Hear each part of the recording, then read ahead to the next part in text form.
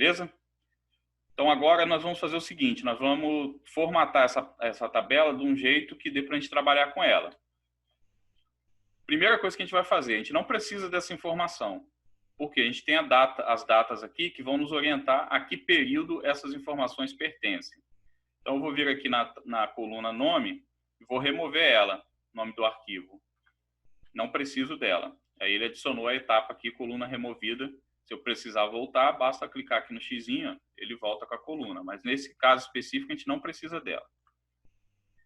Agora, outra coisa que eu vou precisar fazer é promover essa minha primeira linha como cabeçalho, porque aqui que estão as identificações das minhas colunas. Então, eu vou vir aqui no quadradinho, ó, usar primeiras linhas como cabeçalho. Beleza. Então, está aqui nossa tabela importada. Só que não é essa fonte de dados aqui que eu quero trabalhar com vocês, porque ela já está bem bonitinha, já está bem formatadinha. O máximo que ela tem aqui de poluição é esse campo histórico, que a gente poderia dar uma limpada nele. Mas eu vou, na verdade, pegar uma outra fonte de dados aqui, para a gente poder trabalhar com mais poluição. Não vou sair do Power Query, vou continuar aqui nele, já que a gente já está dentro dele. Basta eu vir aqui em nova fonte, ó, e Excel. Aí eu vou usar essa outra fonte aqui, que é a mesma informação, só que ao invés dela ter várias abinhas, tá vendo? Em vez de ter várias abas do Excel, tá tudo centralizado numa planilha só, num planilhão só.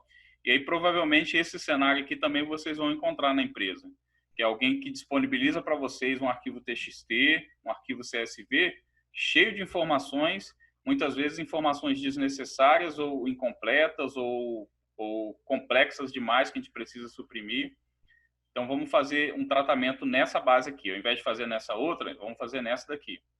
Vou importar ela, já estou dentro do Power Query, então não aparece aquela opção de transformar dados, né? Só dar o OK mesmo. Trouxe ela aqui para dentro do Power Query. E aí vamos dar uma estudada nela aqui rapidinho. Se a gente observar qual é a diferença dessa planilha para outra. Aqui na outra, primeiro, ela está dividida em abas, uma aba para cada ano. Então, essa daqui não, já está tudo misturado, está tudo junto. Todos os anos estão juntos aqui. Mas o princípio é o mesmo. Talvez no mês que vem, alguém tenha que gerar essa planilha desde 2017 até o dia atual. Vai precisar refazer esse tratamento no outro arquivo? Não. Quando a pessoa for lá e subscrever a planilha, ele vai pegar as informações que tem a mais na planilha nova e fazer o mesmo tratamento que a gente vai fazer nessa planilha aqui. Então, não precisa ficar refazendo o tratamento da fonte de dados. Fez uma vez, vai ficar gravado aqui, sempre que a gente precisar atualizar, se não mudar nenhuma coluna, não mudar nenhum layout, a gente vai poder deixar automatizado todo esse processo de limpeza. Então, assim, do meu ponto de vista, essa planilha aqui já está um pouquinho mais suja. Por quê? Se a gente observar aqui, eu tenho o código da empresa e o nome da empresa. Eu tenho o número do documento financeiro. No histórico, eu tenho uma junção entre o documento de origem, o número do documento de origem, esse outro código aqui, se eu não me engano, é ID do lançamento no sistema, isso mesmo, é ID do lançamento no sistema, e o centro de custo que recebeu esse lançamento. Então, depois a gente vai fazer um desmembramento dessa coluna aqui e só pegar informações que realmente são necessárias. Além disso, eu tenho aqui a data da criação, data de vencimento, data de emissão do título, o valor original do título, o valor baixado, e aqui esses que estão zerados a gente já sabe que ele está em aberto, então a gente pode aproveitar essa informação. Aqui o código do fornecedor, o nome do fornecedor, se ele é pagamento ou recebimento, esse título, o código do centro de custo, a descrição do centro de custo e a hierarquia do centro de custo, além da ID do lançamento, a data da baixa e duas colunas que estavam lá no Excel que ele trouxe como nula. Se só tiver informação nula, a gente nem precisa delas aqui, a gente pode excluir. Então, a primeira limpeza que a gente vai fazer é excluir essas duas colunas. Sempre que a gente importar uma planilha de Excel, um CSV, qualquer outra informação, e tiver coluna com todas as informações nulas, nós não precisamos manter ela. Pode simplesmente selecionar as duas e remover. Não vai fazer falta nenhuma. Beleza? Outro tratamento que a gente vai fazer aqui, primeiro, é criar nossas tabelas satélites, tabelas dimensões. No mercado é comumente chamada de tabela dimensão. Então, como que a gente vai fazer isso?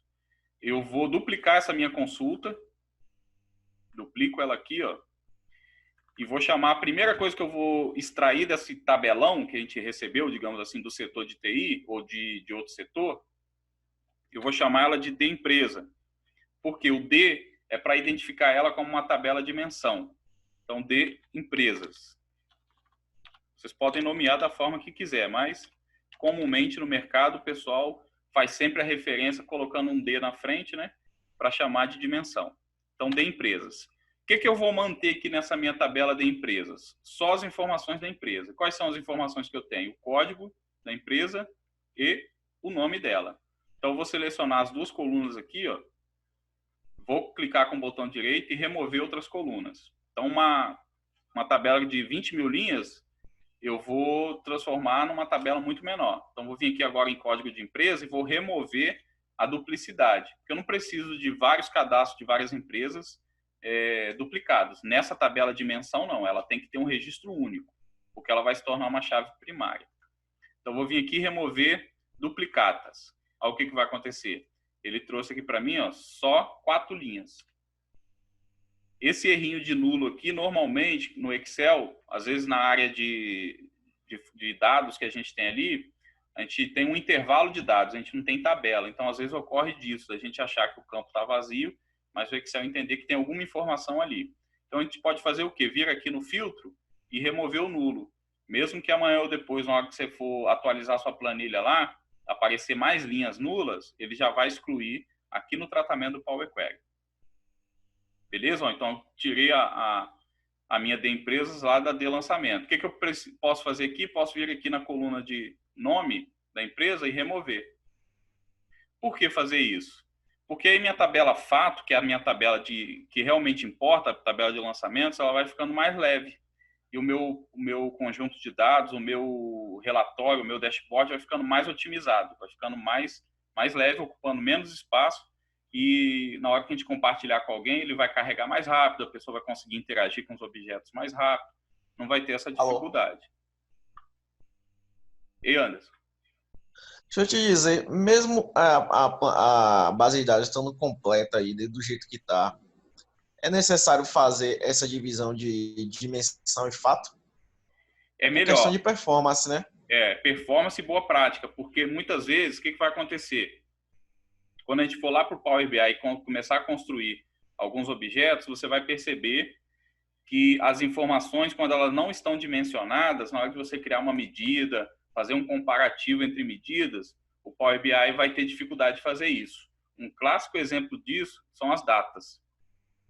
Por exemplo, muitas pessoas tentam construir um conjunto de dados, um relatório, sem criar a tabela dimensão de datas.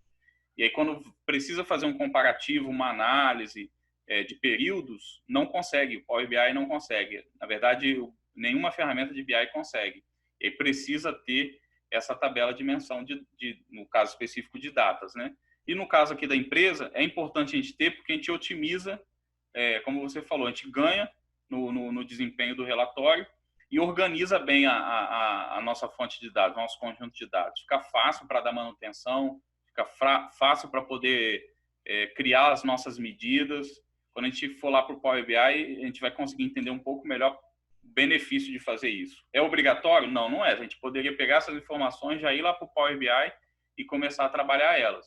Mas quando a gente começasse a avançar um pouco mais nas análises, a gente ia sentir dificuldade. Aí teria que voltar aqui e fazer o tratamento.